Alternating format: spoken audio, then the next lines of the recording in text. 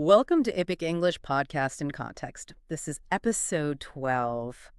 Hello, everyone. It is so wonderful to be back behind the microphone today, whether you are listening on your morning commute, at the gym, or maybe just relaxing at home. We're so happy you are here. And I am very happy to be here too. Hello, everyone. If you have been with us for the last 11 episodes, welcome back. We really appreciate you returning to learn with us. And if you are a new listener, a very warm welcome to the family. This is the place where we take English out of the textbook and, into the real world. I'm Alex. And I'm Sam. Today we have a very practical, a very useful session planned for you. But before we get into the topic, we do have a few small favors to ask. Yes, we do. If you enjoy Epic, please remember to like this episode. It really helps the algorithm show our content to more learners just like you. And if your platform allows comments, please leave a comment. Tell us where you're listening from, and of course, please subscribe. Subscribing is absolutely the best way to make sure you never miss a lesson. Now, we also have a very special tool for you today. Usually, you just listen to us talk. But for this episode, we've created a free handout. That is right. You can find the link to download the handout in the description right below this audio. Or if you are watching the video version, you can see a QR code on the screen right now. Just scan that with your phone. I really want to encourage you to download this. It is not just a list of vocabulary. It's a full study guide. Yeah. Can you explain exactly what's inside this handout? Certainly. We designed this handout to guide you through the learning process. It has 4 parts. First, there is a pre-watching activity. You should do this before you listen to the rest of the episode. It sort of activates your prior knowledge. Gets the brain ready to work. Exactly. Second, there is a while watching activity. These are specific questions you need to answer while you are listening to us today. It keeps you focused. Third, an after watching activity. This is for practice after we finish to make sure you really remember the new phrases. And finally, maybe most importantly, we included the full podcast script. The full script is amazing. You can read every single word we are saying. It is a great tool. My advice for everyone listening is to follow a specific strategy. First, listen to this episode one time, just without stopping. Don't read the script. Just listen. Trust your ears first. Correct. Then listen a second time. On the second time, open the handout and read the script while we speak. This connects the sound of the word to the spelling. It's the best way to improve. And if you want to find a specific part of the lesson later, just remember that we have timestamps in the description. You can jump to exactly the section you need. So what is our goal for today? What are we going to learn in episode 12? Today, our mission is to learn 5 natural ways to disagree politely. And we're going to focus heavily on a very powerful phrase. I'm not convinced.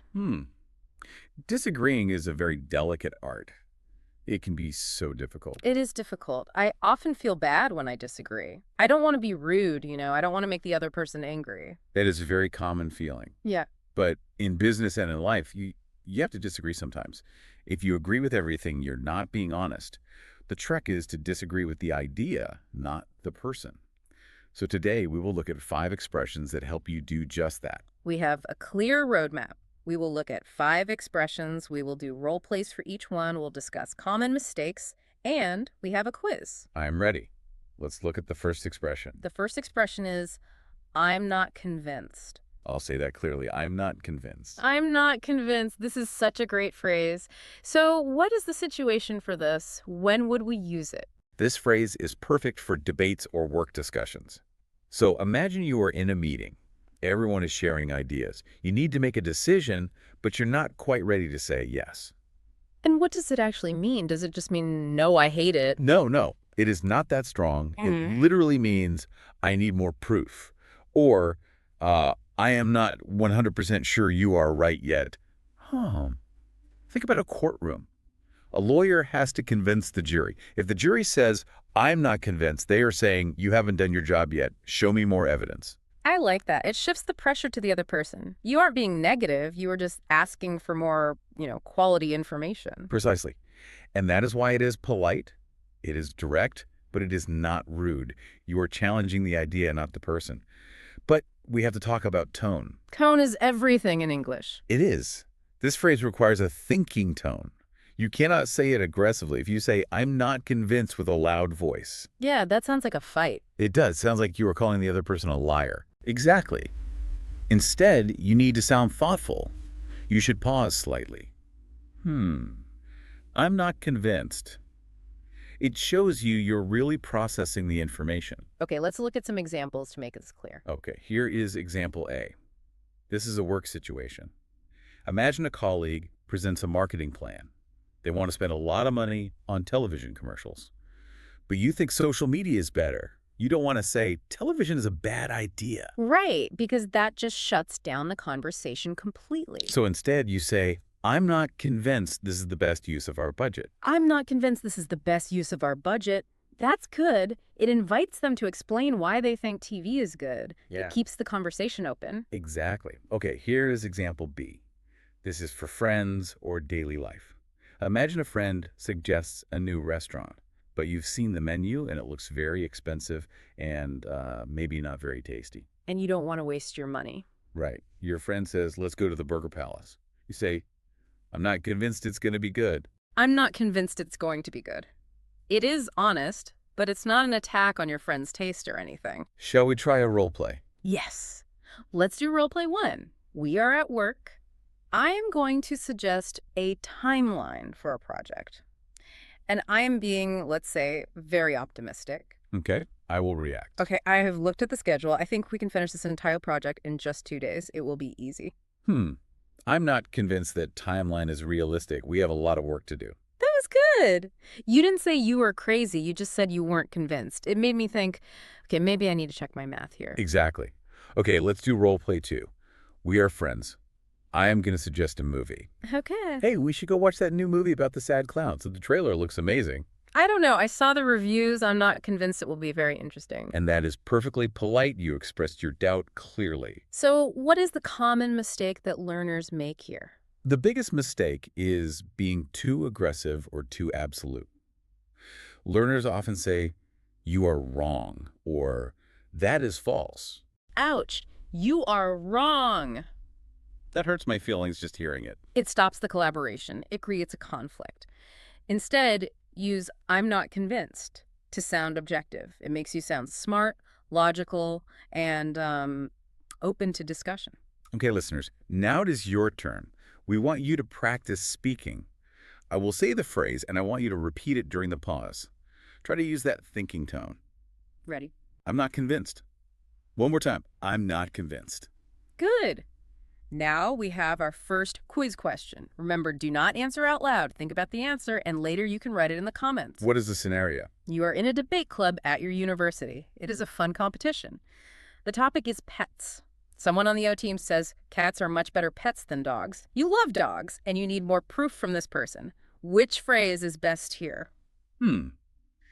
Cats versus dogs. That is a classic debate. Okay, listeners, think about it. If you need more proof, what do you say? Write your guess in the comments. Okay, moving on. Let's look at our second expression. Expression number 2 is, I see your point, but. I see your point, but. This is a classic. I feel like I hear this all the time in movies and in business meetings. What's the label for this one? This is for soft disagreement or diplomatic situations. This is when you really want to prioritize the relationship. You want to be very, very nice. I always want to be nice. So what does it actually mean? Well, it has 2 very distinct parts. The first part is, I see your point. This means I understand you. In psychology, we call this validation. Validation. That's important. Everyone wants to feel like they've been heard. Exactly. When you say, I see your point, the other person relaxes. They think, okay, they're listening to me.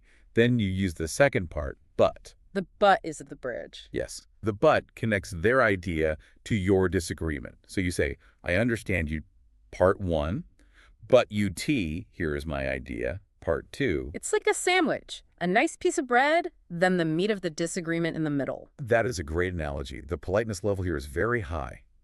It is excellent for avoiding arguments, especially with sensitive people. Let's hear some examples. Example A is at school. Imagine you are working on a group project. A classmate wants to meet and study very late at night, say at 11 p.m. Oh, I cannot study that late. My brain just turns off at 9 p.m. Me too. So you say, I see your point, but I focus better in the morning. I see your point, but I focus better in the morning. You acknowledge that they want to study. That is a good thing, but you set a boundary for yourself. Right. Example B is in daily life. Imagine you are with your partner, and your partner wants to buy a new car, A sports car. maybe a very expensive sports car. But you are worried about the family budget. You say, I see your point, but can we afford it? I see your point, but can we afford it? That is so much better than just saying, no, we have no money. It opens a financial discussion without blaming the other person for wanting the car. So let's try the role plays. Okay, role play 1. We are working on a school project. You suggest a topic. Okay, I think we should do our history presentation on the history of socks. It is very detailed. I see your point. It is a unique topic, but I think the professor wants something a little more traditional. Very diplomatic. You validated my creativity. It is a unique topic, but you guided us back to the assignment. Okay, role play 2. Family time. You want to order dinner. I'm so hungry. Let's order a large pepperoni pizza. I see your point, but we ate pizza yesterday. Maybe we should eat salad. I see your point, but salad isn't as fun as pizza. Yes. Just kidding. That was a clear example. What is the common mistake here? The mistake is interrupting. Sometimes people hear an idea they don't like, and they just stop listening. They jump in and say, no, listen to me, or stop, that's wrong. Interrupting is so rude. It makes the other person feel really small. Yes. Instead, you must listen to the person. Let them finish their sentence. Pause. Then say, I see your point, but... This keeps the conversation friendly and respectful. Okay, listeners, time to practice. We will do this in 2 parts. Go ahead and lead the practice. Okay. First, I want you to practice validating. Just say the first part. I see your point.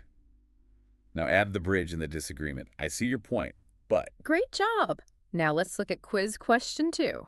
Here is the scene. Your friend says, it is really good to wake up at 4 a.m. every day. You get so much work done before the sun comes up. You understand why they say that productivity is good, but you really, really like sleeping. How do you validate them before you disagree? Waking up at 4 a.m., that is very early.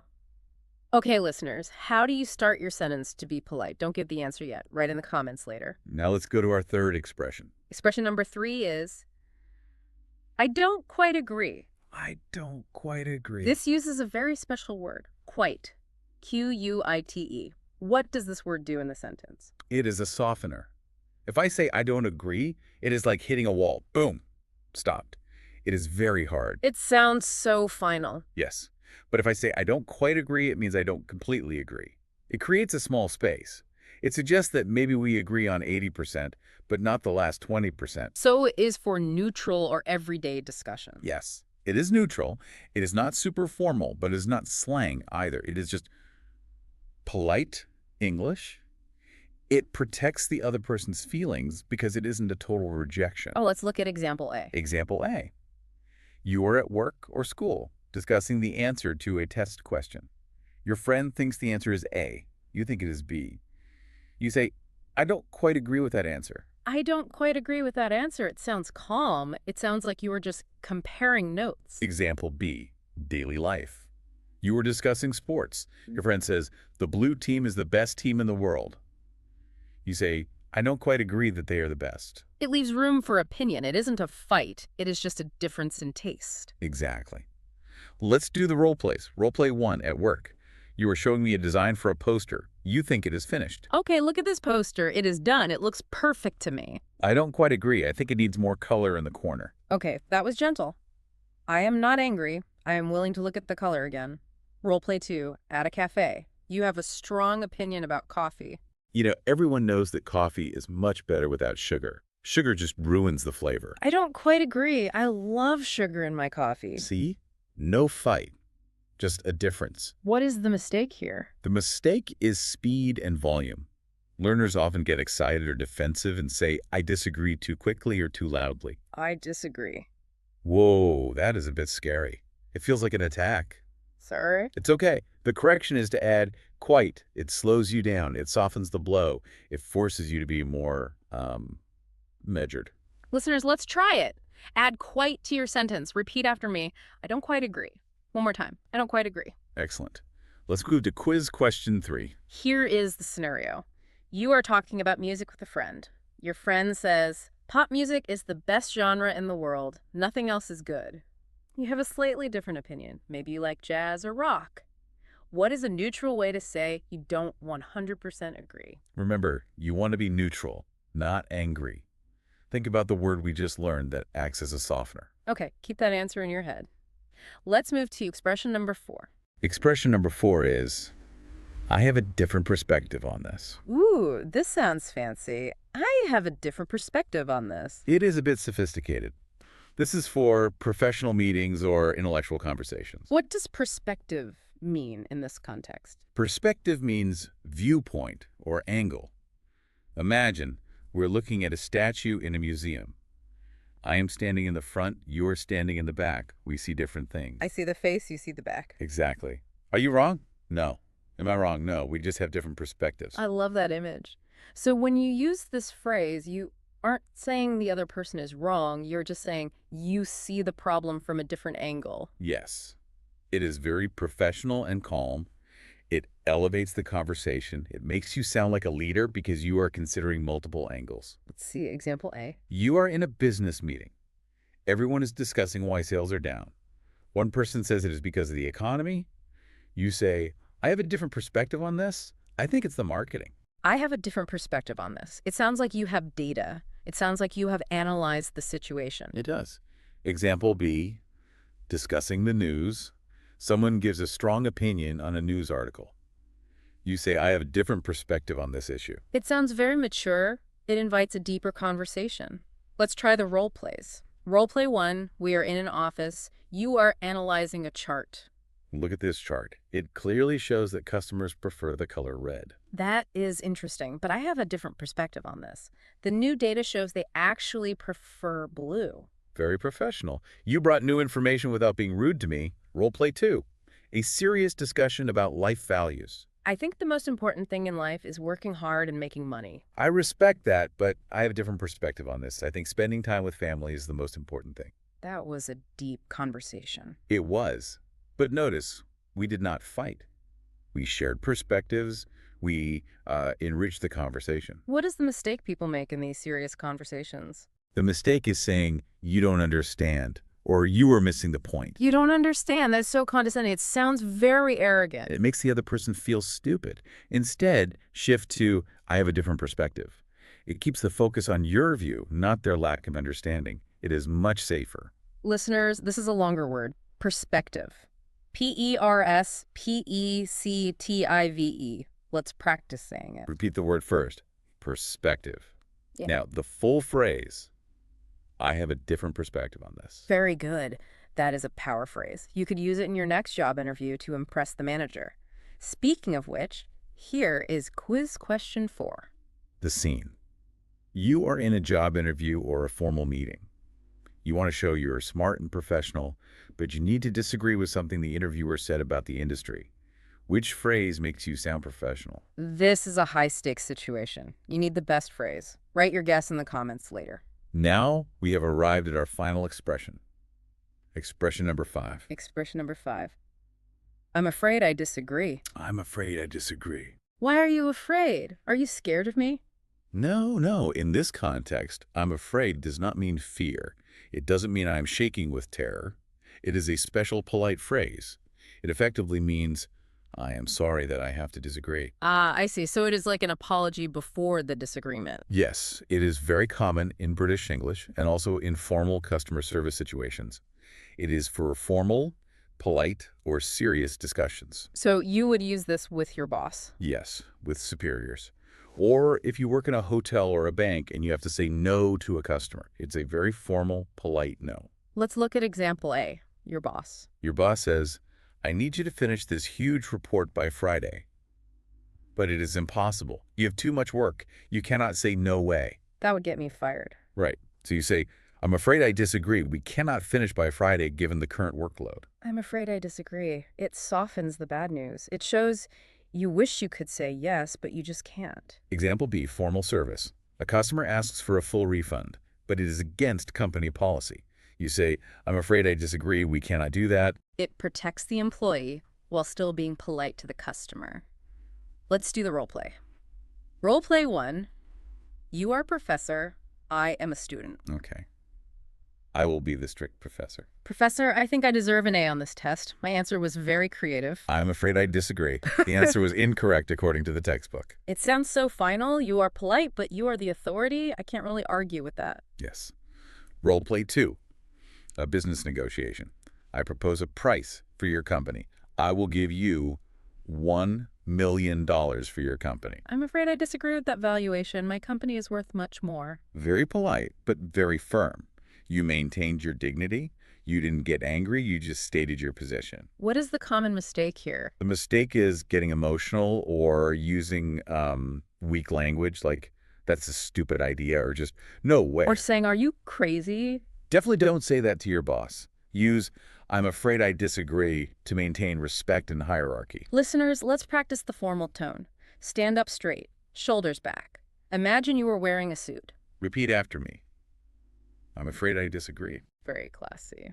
Okay, quiz question 5. The scene. You are at a luxury hotel.